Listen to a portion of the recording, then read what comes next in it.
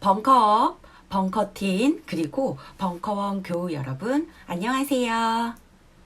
2021년 5월 2일 어린이 청소년 주일 예배를 지금부터 시작하겠습니다. 먼저 징소리에 맞춰 묵상하심으로써 교회 예배를 준비하도록 하겠습니다.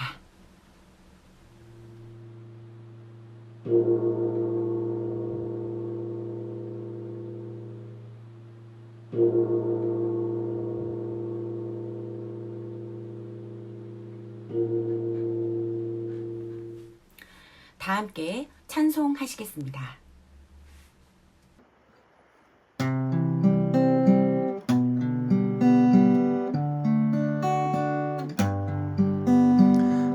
하나님 내 마음에 자르르 들어오세요.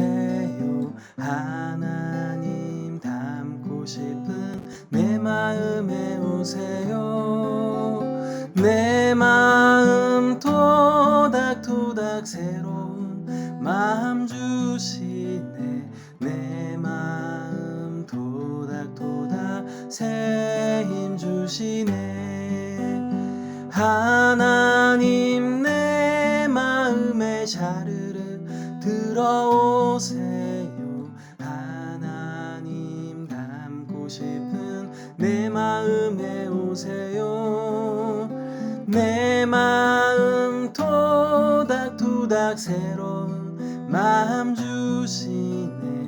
내 마음 토닥토닥 새 힘 주시네. 하나님 내 마음에 자르르 들어오세요. 하나님 닮고 싶은 내 마음에 오세요. 내 마음 토닥토닥 새로운 마음 주시네. 내 마음 토닥토닥 새 힘 주시네. 내 마음 토닥토닥 새 힘 주시네. 이어서 공동기도 함께 하시겠습니다. 새싹들에게 얼어붙은 땅을 녹이고 솟는 새싹처럼, 황량한 세상을 초록으로 물들이는 새싹처럼, 죽었는가 싶은 나무에 생기를 불어넣는 새싹처럼, 봄이 왔다고 우리를 토닥이는 너희들, 얼어붙은 마음을 녹여주는 너희들, 빛 잃은 마음을 새 빛으로 물들이는 너희들, 새싹 하나를 떠받치고서 죽은 듯한 나무가 더 단단해지듯 우리가 너희를 떠받친다면 우리도 더 깊고 단단한 나무가 되겠지. 어둠이 물러가고 새 아침이 올 때까지, 흑백의 세상이 찬란한 빛으로 물들 때까지 선물 같은 너희들 떠받치고서 넘어져도 툭툭 털고 더 단단해질게. 선물 같은 너희들을 떠받치고서 실망해도 좌절 않고 더 단단해질게. 너희들 마음껏 꽃 피우고 열매 맺도록 비, 바람 이겨내며 더 깊어질게. 이어서 벙커원 신앙고백 함께 하시겠습니다. 모든 생명책 속에 실존하시며 역사하시는 영원과 이상의 표상이신 하나님 아버지, 하늘과 땅을 늘 새롭게 창조하시는 당신을 믿습니다. 하나님의 외아들 우리 주 예수 그리스도가 이 땅에 온전한 사람의 형상으로 태어나시어 억압과 고통 속에 있는 민중에게 하나님 나라를 보여주셨으며, 모든 율법을 완성하심으로써 정의와 평화와 사랑의 모범이 되셨고, 본디오 빌라도 치하에서 고난을 받으시고 십자가에 못 박혀 죽으셨으며, 장사된 지 사흘 만에 죽은 자 가운데서 부활하시어 우리에게 끊임없이 새로운 생명의 길을 보여주고 계심을 믿습니다. 성령을 믿사오며 거룩한 공교회와 모든 성도의 교제를 믿으며 남과 북이 하나됨을 믿으며 전 인류가 하나님의 품 안에서 하나됨을 믿습니다. 죄의 용서와 존재의 부활을 믿으며 영원한 생명을 믿습니다. 아멘. 함께 찬송하시겠습니다.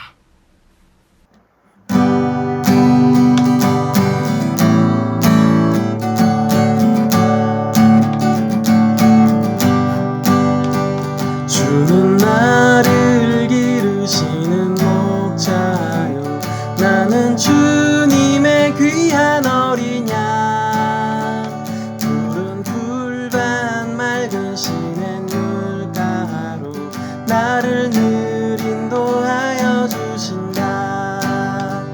주는 나의 좋은 목자 나는 그의 어린 양 저를 따라 꼴을 먹여주시니 내게 부족함 전혀 없어라. 예쁜 새들 노래하는 아침과 노을 비키는 고운 황혼에 사랑하는 나의 목자 음성이 나를 언제나 불러주신다. 주는 나의 좋은 목자 나는 그의 어린 양 저를 따라 꼴을 먹여주시니 내게 부족함 전혀 없어라. 못된 짐승 나를 앓지 못하고 거친 비바람 상치 못하리. 나의 주님 강한 손을 펼치사 나를 주야로 지켜주신다. 주는 나의 좋은 목자 나는 그의 어린 양 저를 따라 꼴을 먹여주시니 내게 부족함 전혀 없어라.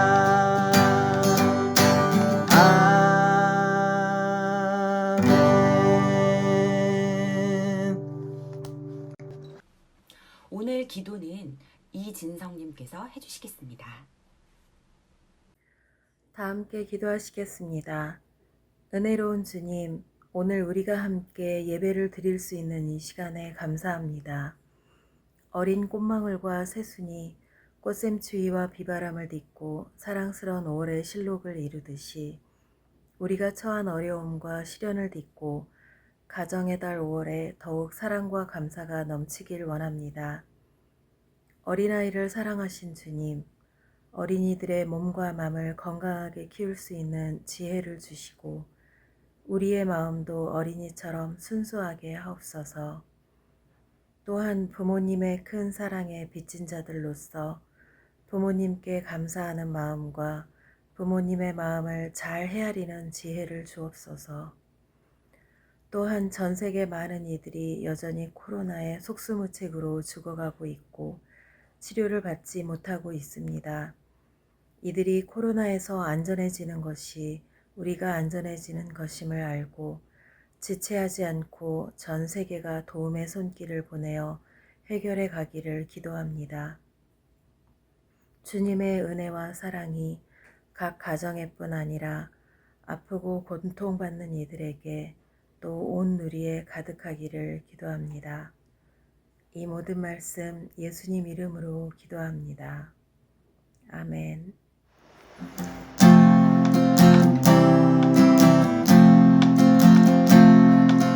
이 말씀 따라 사는 동안 지치지 않게 하시고 이 말씀 따라 사는 동안 주님 나라 이루소서. 이 말씀 따라 사는 동안 지치지 않게 하시고 이 말씀 따라 사는 동안 주님 나라 이루소서. 오늘은 우미님께서 별을 따라 걸었다라는 동화를 들려주시겠습니다. 제목 별을 따라 걸었다. 별을 따라 걸었다. 별을 따라 걸었더니 길을 잃어버렸다. 그래도 별을 따라 걸었다. 길을 잃었는데 이상하게 무섭지 않았다. 계절은 겨울인 것 같은데 춥지 않고 선선해서 기분이 나쁘지 않았다. 가벼운 마음으로 별을 따라 걸었더니 별을 따라 길이 이어진 숲이 있었다.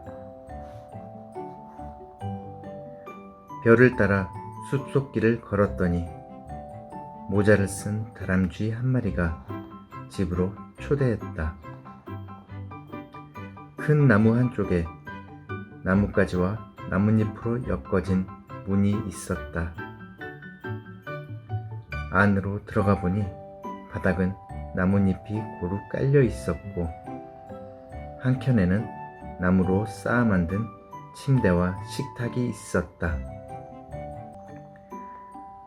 동그란 창문이 하나 있었는데 별빛과 달빛이 그대로 내려 비춰 깊은 밤인데도 그렇게 어둡지가 않았다. 조용하고 참 아늑한 집이었다. 다람쥐는 도토리 케이크와 따뜻한 차 한 잔을 내어주며 잠시 쉬었다 가라고 했다. 도토리 케이크는 참으로 고소했으며 차는 향긋했다. 더 쉬고 싶었지만 집에 가고 싶은 마음이 더 컸다. 다람쥐는 가는 길에 배고프면 먹으라고 도토리를 한 줌 챙겨 주었다. 마지막으로 다람쥐에게 길을 물었다. 다람쥐는 말했다. 별을 따라 계속 걸으라고. 별을 따라 계속 걸었더니 별을 닮은 반딧불이들을 만났다. 반딧불이 한 마리에게 길을 물었다. 반딧불이는 말했다. 별과 더불어 우리 무리들의 빛을 따라 걸으라고. 반딧불이들은 길을 안내해 주는 듯이 길을 따라 빛을 이어 주었다. 별과 더불어 반딧불이 무리의 빛을 따라 걸었더니 울창한 나무 사이로 보이는 동굴이 있었다. 반딧불이들은 그 동굴까지 이어져 있었다. 반딧불이들을 따라 동굴 속으로 들어가 보았더니 겨울잠을 자는 듯한 곰이 한 마리 있었다. 더 이상 누구에게도 길을 물어볼 리가 없어서 곰을 살짝 깨워 길을 물었더니 곰은 혹시 먹을 것 좀 있냐고 물었다. 주머니에 있던 도토리를 몽땅 꺼내어 곰과 나누어 먹었다. 그리고 다시 길을 물어보았다. 곰은 말했다. 밤이 너무 깊었으니 여기서 한숨 자고 가라고. 갑자기 너무 피곤이 몰려와 곰의 팔을 베고 잠이 들어버렸다. 시간이 조금 흘러 눈을 떴을 땐 내 방 침대 위였다. 아직은 날이 밝지 않은 흐린 새벽인 듯 했다. 기분이 멍해서 잠시 동안 창문 밖을 한참 쳐다보았다. 그런데 저 멀리 대문 바깥쪽에서 서 있는 곰 한 마리와 눈이 마주쳤다. 곰은 고개를 몇 번 끄덕이더니 깊은 숲속으로 사라져 버렸다. 계속 기분이 멍한 채로 잠시 생각에 잠겼다. 언젠가 다시 길을 잃었을 때, 그때도 별을 따라 계속 걸으면 이 꿈을 다시 만날 수 있을까?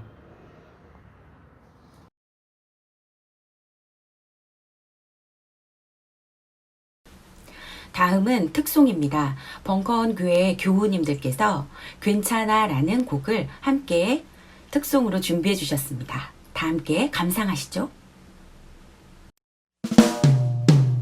함께 출발한 내 친구들이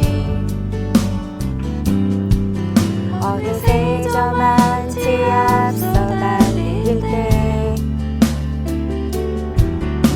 닿을 듯 했던 너의 꿈들이 자꾸 저 멀리로 아득해질 때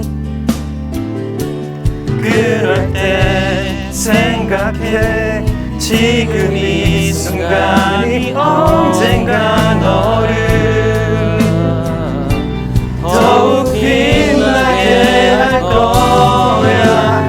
괜찮아 힘을 내 떠날 수 있을 거야. 좀 서툴면 어때 가끔 넘어질 수도 있지. 세상의 모든 게 단 한 번에 이루어지면 그건 조금씩 더울 테니.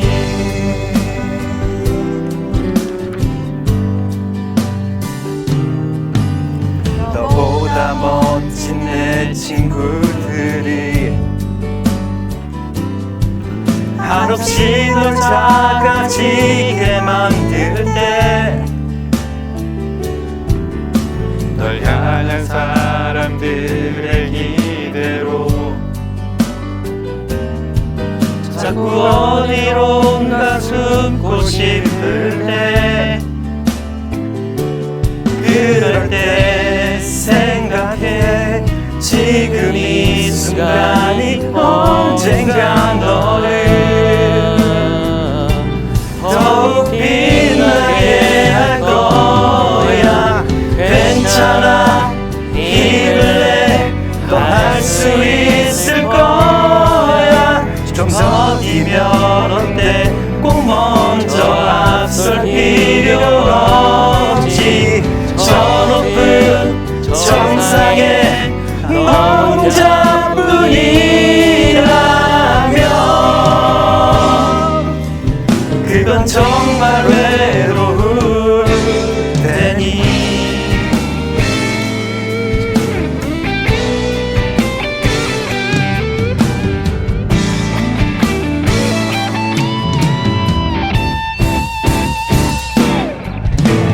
괜찮아 힘을 내 할 수 있을 거야. 뒤를 돌아봐 벌써 이만큼 온 거잖아. 언젠가 웃으며 오늘을 기억하라네. 조금 멋쩍을지 몰라. 너도 몰래 어느새 훌쩍 커버린 너일 테니.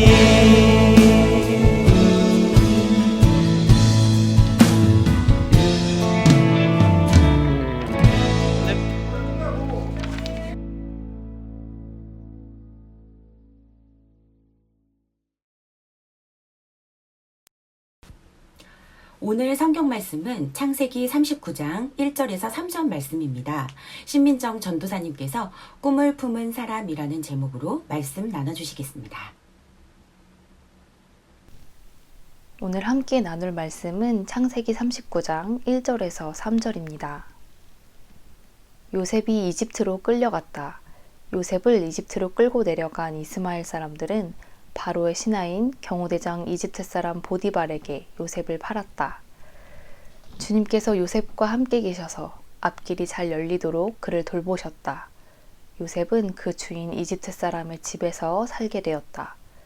그 주인은 주님께서 요셉과 함께 계시며 요셉이 하는 일마다 잘 되도록 주님께서 돌보신다는 것을 알았다.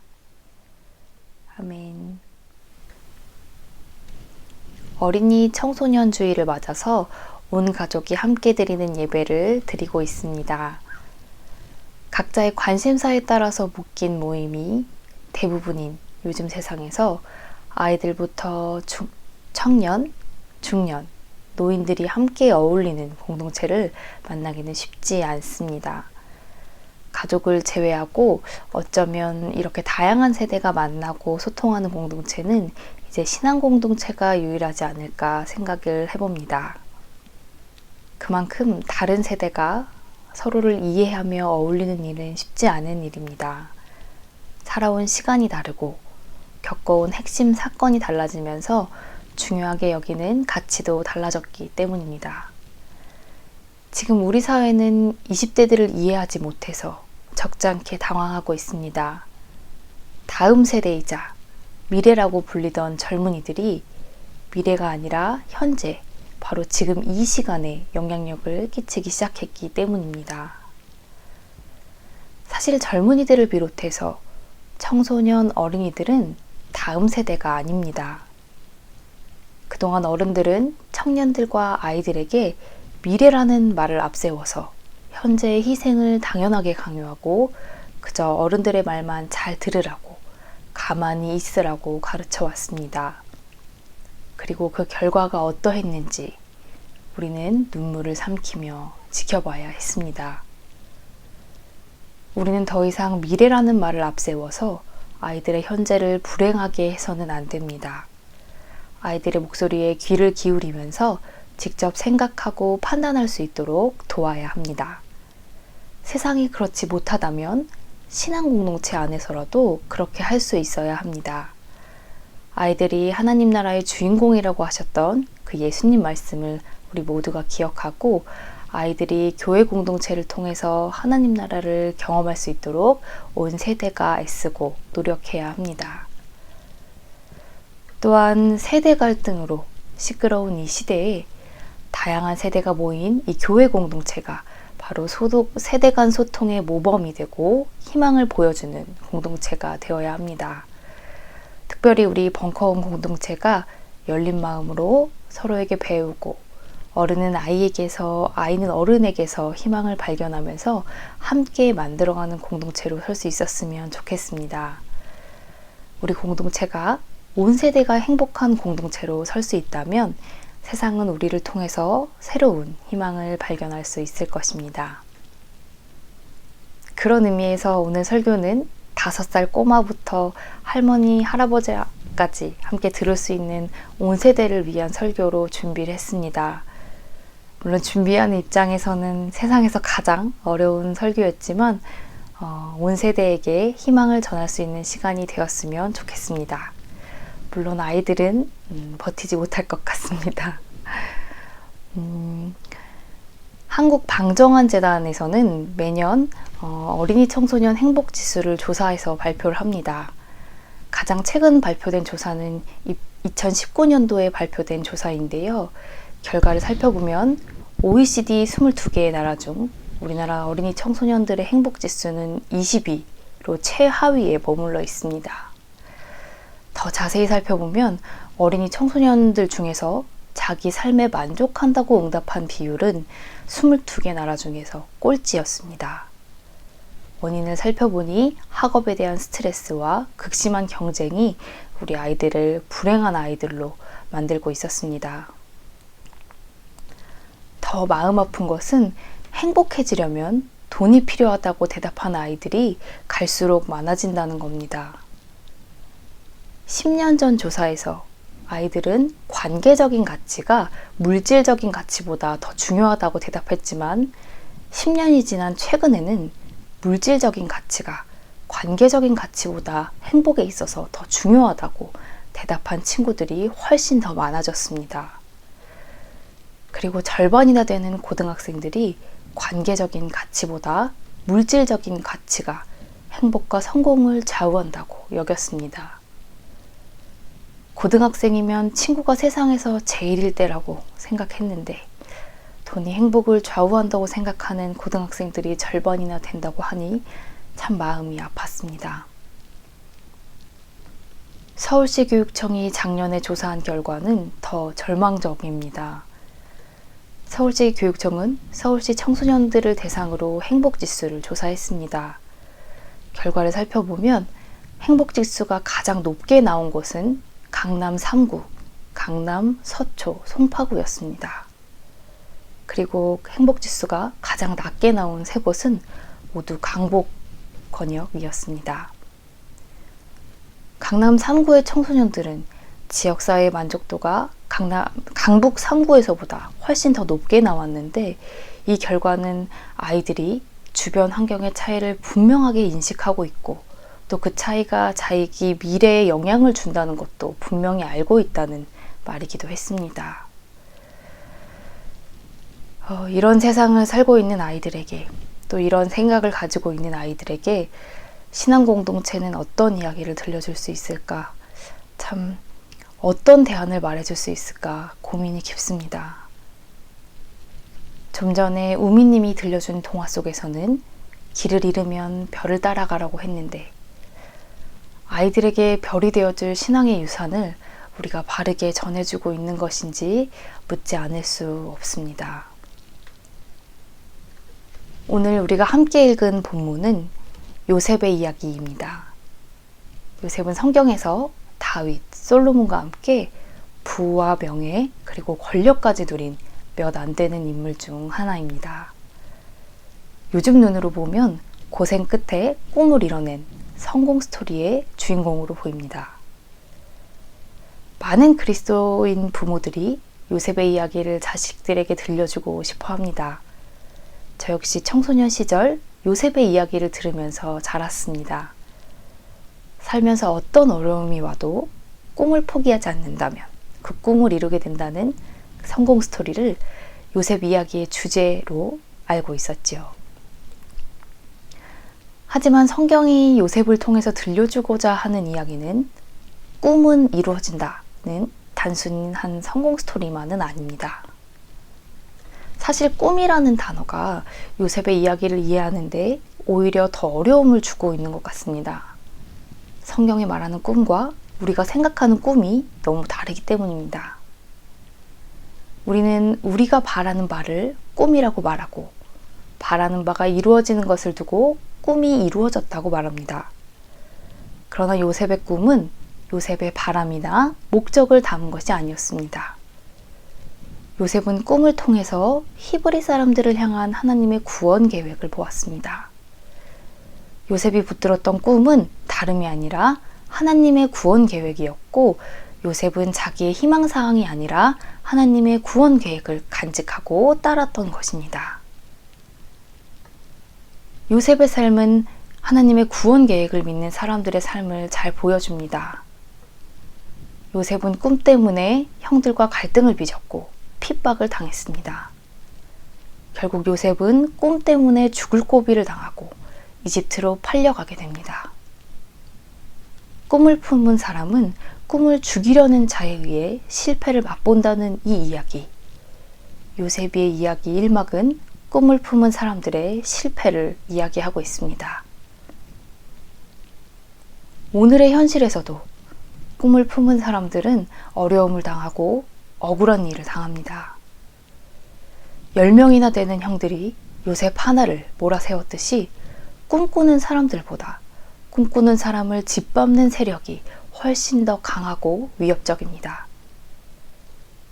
형들이 요셉의 색동옷에 염소피를 묻혀 요셉이 죽었다고 거짓을 말했듯이 거짓을 말하고 폭력을 일삼는 사람들이 득세하는 세상에서 우리도 실패를 맛보고 있습니다. 그런 요셉을 두고 오늘 본문은 주님께서 앞길이 잘 열리도록 그를 돌보셨다.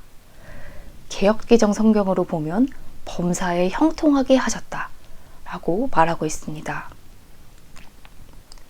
형통이라니 참 이해할 수 없는 단어입니다. 보디발의 집에서 자리를 잡은 뒤에 요셉이 얼마나 억울하고 어려운 일을 당했는지 잘 알고 있는 우리로서는 도저히 이해하기 어려운 대목입니다. 요셉은 보디발의 아내에게 끈질긴 유혹을 받았지만 하나님을 거역하는 죄를 지을 수 없어서 결국 누명을 쓰고 감옥에 갇히게 되었습니다. 그런데 감옥에 갇혀 있는 요셉에게 23절은 한 번 더 하나님이 그를 범사에 형통하게 하셨다 라고 말합니다. 이쯤 되면 하나님이 요셉을 먹이시는 건가 생각하지 않을 수 없습니다. 이런 기구한 삶을 두고 형통이라니. 우리가 알고 있는 형통은 계획한 대로 일이 잘 풀리고 다음 일이 어려움 없이 착착 진행되는 것을 의미합니다. 우리가 생각하는 대로 형통하게 하셨다면 요셉은 노예로 팔려가거나 감옥에 갇히는 일을 당하지 않았어야 합니다. 그렇다면 성경은 무엇을 두고 형통하다고 말하는 걸까요? 형통이라고 적은 39장 2절과 3절 그리고 23절 이 세 구절의 앞에는 주님께서 요셉과 함께 하셔서라는 구절이 꼭 붙어 있습니다. 성경이 말하는 형통은 각자의 바람대로 모든 일이 잘 되어가는 것이 아니라 하나님이 함께 하시는 삶이 곧 형통한 삶이라는 것입니다. 성경은 하나님을 향한 믿음을 지키다가 고난당할 때 그 삶에도 그때에도 하나님이 함께 하시고 도우시는 하나님의 그 손길에 바로 형통이 있다고 우리에게 전합니다. 어떤 사람들은 요셉이 어려움을 다 겪고서 결국 이집트의 총리가 되었기 때문에 형통한 것이 아니냐고 여길지 모르겠지만 적어도 성경은 요셉이 높은 자리에 오르고 권세를 누렸다는 구절에서 요셉이 형통하다고 말하지 않습니다. 요셉의 이야기는 꿈을 품은 사람이 겪을 수밖에 없는 어려움에 대해서 믿음과 신의를 지키다 보면 오히려 억울하고 어려운 상황에 빠질 수 있다는 신앙의 아이러니에 대해서 솔직한 이야기를 들려줍니다.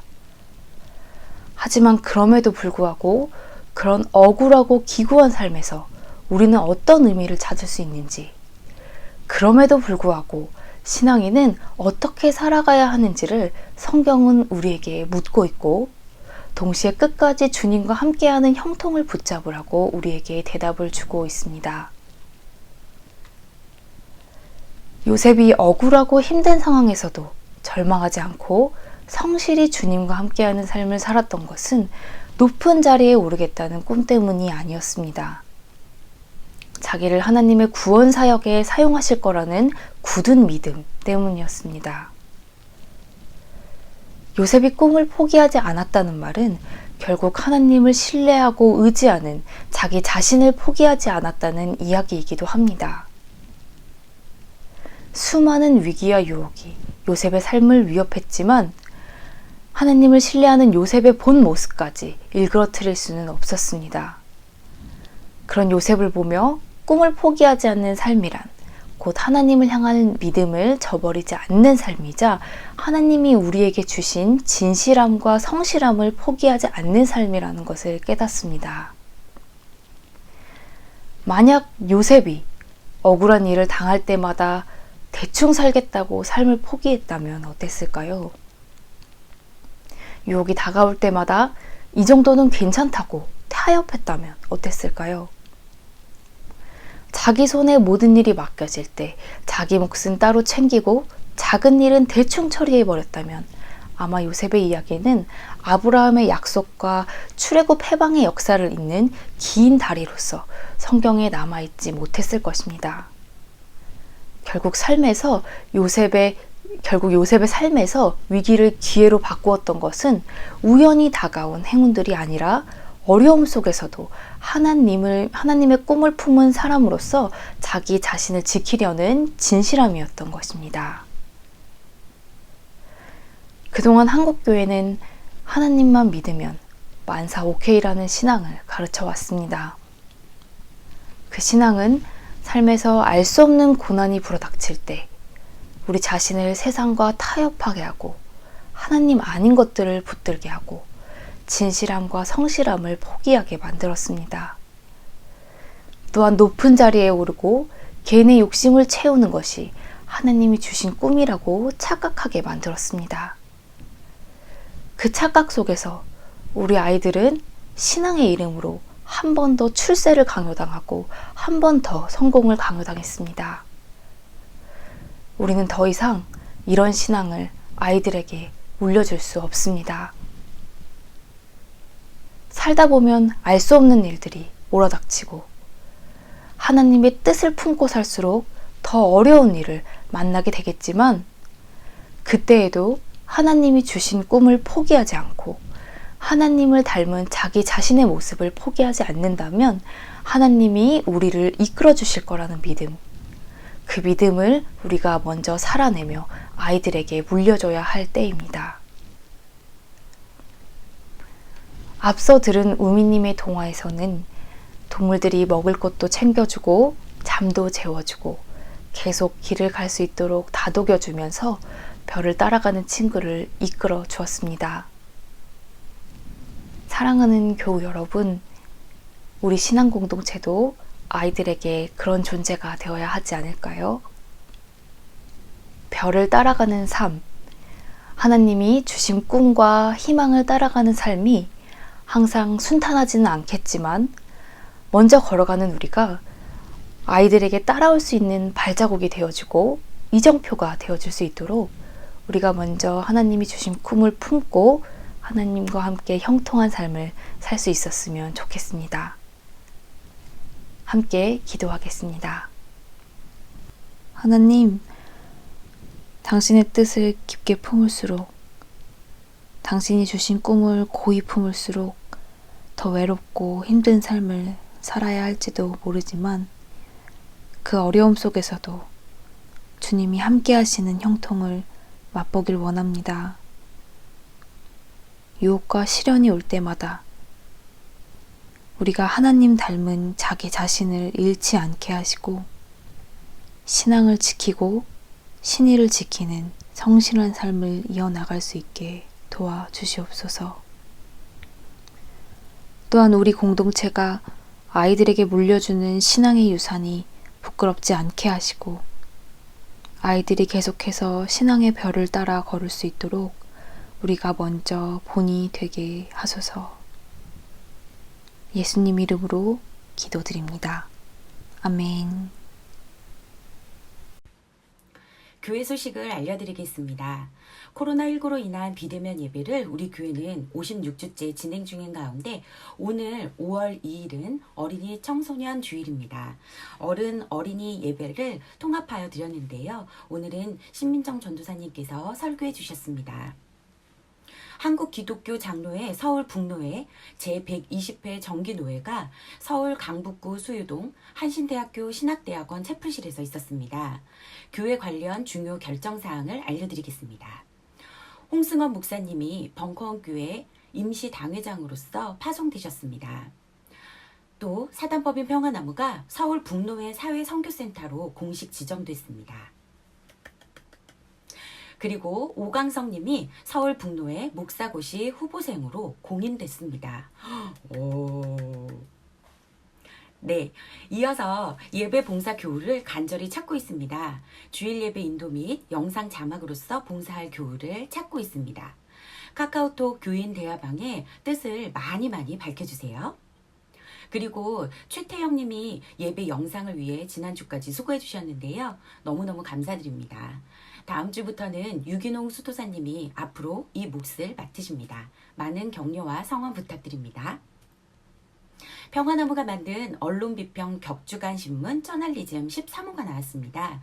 최성애 전 동양대 총장 단독 인터뷰도 담겨 있다고 하니까요. 많은 분들이 읽어주시기 부탁드립니다.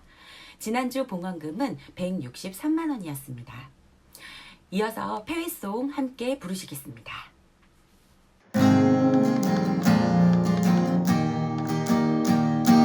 산 밑으로 내려가자 산 밑으로 내려가자 주의 발길 따라서 산 밑으로 내려가자 우리 힘은 작지만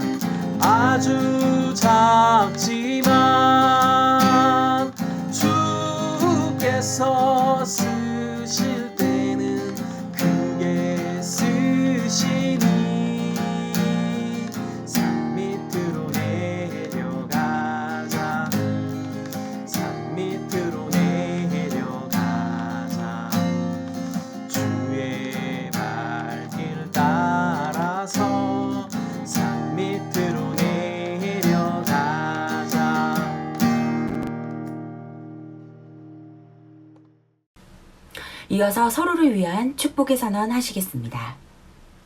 주 예수 그리스도의 은총과 하나님의 사랑과 성령께서 이루어 주시는 징교가 우리 가운데 영원토록 함께 있기를 주님의 이름으로 축원합니다. 아멘.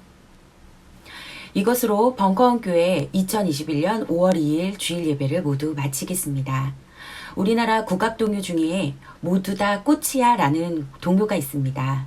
산에 피어도 들에 피어도 강가에 피어도 모두 꽃이라는 내용인데요.